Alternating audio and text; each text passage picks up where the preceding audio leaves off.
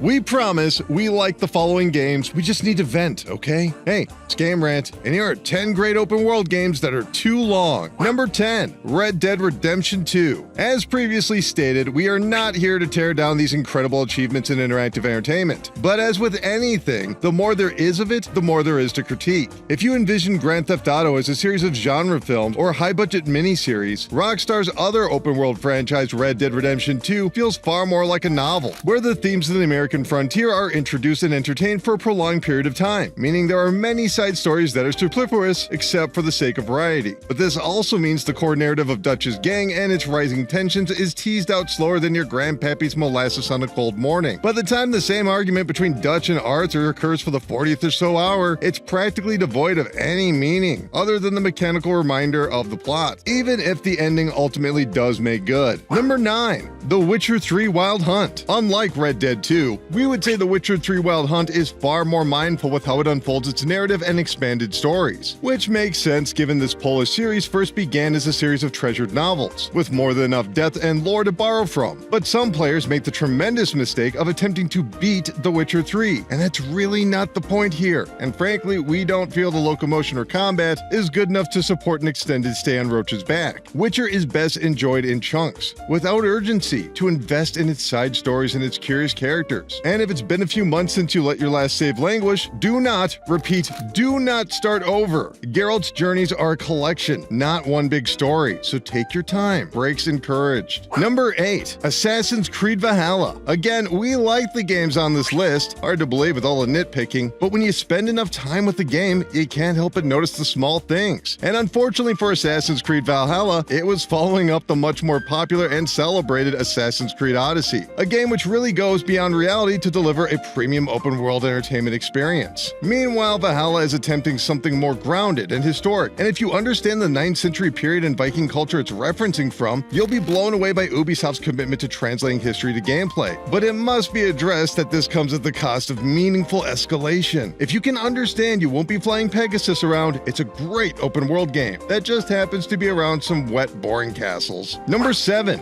Horizon Forbidden West. It is truly remarkable how forgettable the story of Horizon Forbidden West is, especially coming off the back of the tremendous Horizon Zero Dawn. Now, Forbidden West has the better gameplay. There's more enjoyable ways to explore the world, including from the air, and the hunting has never been better, with far more tools to craft. But the story is just forgettable. Involving a forgotten tech billionaire, it all feels quite contemporary, but ultimately unrelated to the story of the first Horizon game. A complete side story. Heroes and villains acting nothing like themselves for the sake of elevated drama. Feel free to skip any of the cutscenes and you'll find a far more enjoyable and immediate campaign of Aloy just wandering around and destroying whatever gets in her path, and we like that story much better. Number 6, Death Stranding. Death Stranding is a Hideo Kojima game, so of course everyone has notes and almost no one seems to agree. Death Stranding is a game told in sections, but early on the ability to interact with the extended world, including side missions and helping to strand the world, appear and quickly distract players. Death Stranding is an open world walking simulator that does in fact feature a ton of equipment and vehicles to help you greatly traverse this barren, rocky world of hopelessness. And yeah, there's even some stealth-based combat later on. Some people think this overcomplicates the solemn gameplay. Other people think the first half has to go. Many people recommend Death Stranding, but hardly any of them are recommending the same game. How often can you say that? Number 5, Far Cry 6. We believe it was the great Lao Tzu who once said, pretty much all the new Far Cry games are exactly the same. They're pretty alright though. Far Cry 6 especially is guilty of this for long-time players, as it's about, get this, a dictator who is combating an underground resistance. Yes, practically the exact same theme of Far Cry 4. And yeah, let's get into the nuances. Treasures and roosters are the same old collectibles Ubisoft has been pushing out for more than a decade. There simply isn't enough treasure enhancements in this world to make that more compelling. Far Cry 6 is still a good game, much better with a friend in co-op, but it is legitimately difficult to recall what it did specifically better than the other Far Cry games. And for the future of the series, hopefully Ubisoft will work that out. Number 4,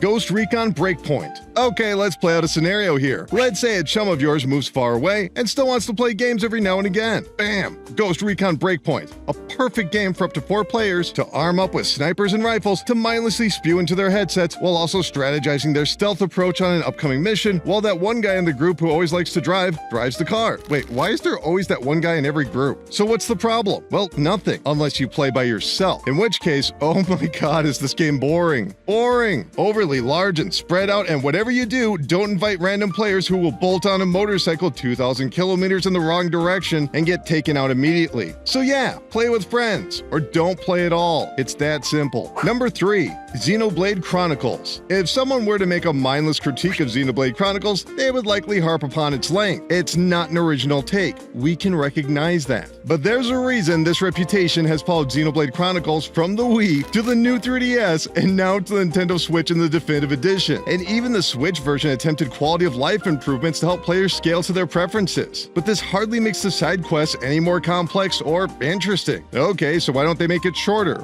Well, that's why it's here in the top 3. Once you start fixing the game's length, is it even Xenoblade Chronicles anymore? The fact is, the story of Shulk was always fairly achievable for any fan of RPGs. It was the extended features, all of which were optional, that fans couldn't stop playing and complaining about.